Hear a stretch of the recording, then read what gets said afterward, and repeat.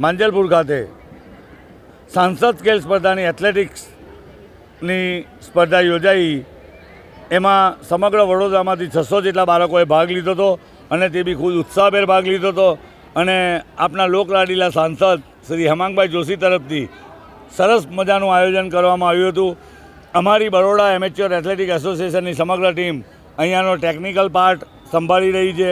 અમને પણ એ લોકોએ ખૂબ સરસ સપોર્ટ કરેલો છે અને હેમાંગભાઈ જોશીને ખરેખર ધન્યતા આપીએ છીએ કે જેમને આપણા વડોદરાના બાળકોને રમતગમત ક્ષેત્રે આગળ આવે એના માટે અલગ અલગ સાંસદ ખેલ સ્પર્ધાનું આયોજન કરેલું છે, જેથી કરીને આપણો બરોડાનો બાળક સારામાં સારી તક મેળવી આપણા ગુજરાતનું અને આપણા દેશનું નામ રોશન કરે।